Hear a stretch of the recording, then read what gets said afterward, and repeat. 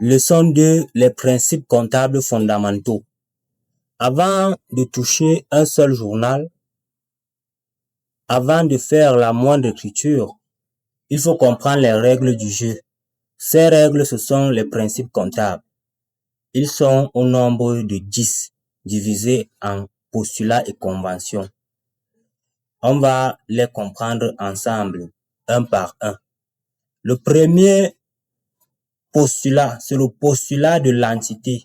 Ici, les biens de l'entreprise doivent être distincts de ceux du propriétaire. Le deuxième postulat, c'est le postulat de spécialisation des exercices. Chaque charge et chaque produit appartiennent à un exercice précis. Exemple, tu payes un loyer en janvier 2026 pour les mois de décembre 2025 et janvier 2026. Décembre 2025 va en 2025 et janvier 2026 va en 2026. C'est ce principe qui génère les charges constatées d'avance et les charges à payer. On reviendra dessus dans la leçon 5. Le troisième postulat, c'est le postulat de permanence des méthodes. On ne change pas de méthode comptable d'un exercice à l'autre, sauf raison valable et justifiable. Sinon, les comparaisons n'ont plus aucun sens.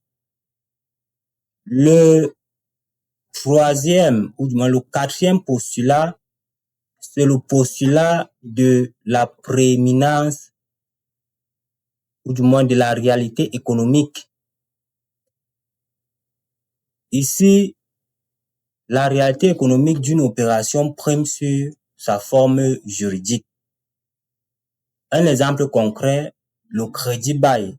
Juridiquement, tu n'es pas propriétaire d'un bien. Économiquement, tu en as l'usage complet. Donc, on l'inscrit à l'actif.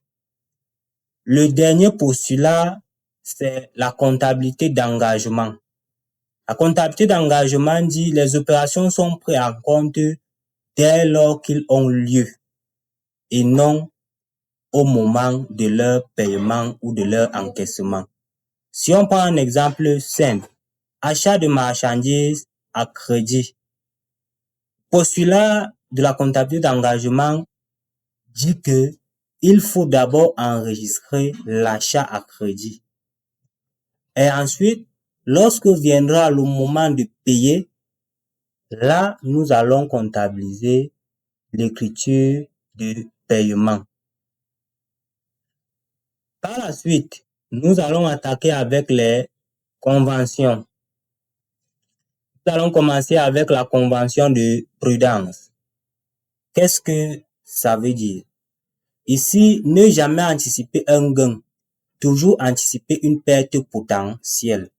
C'est pour ça qu'on passe des provisions. Donc, on anticipe les pertes, mais jamais les gains. Ensuite, nous avons la convention du coût historique. Ici, on enregistre les opérations à leur valeur d'origine, à leur coût réel, pas à leur valeur du marché d'aujourd'hui. Par la suite, nous avons la convention de l'importance significative. Tout ce qui est suffisamment important pour influencer une décision doit être mentionné dans les états financiers. Par la suite, nous avons la convention de correspondance du bilan d'ouverture et du bilan de clôture. Ici, le bilan d'ouverture doit être égal au bilan de clôture.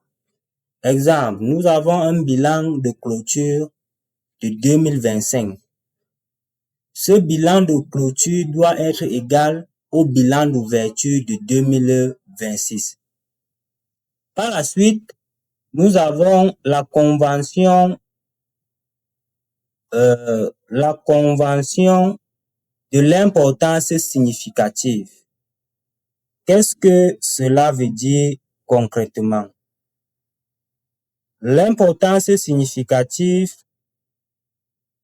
ici dit tout ce qui influence une décision, tout ce qui a de la valeur.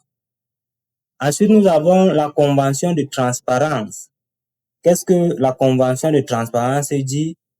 Les informations doivent être honnêtes, complètes et sincères.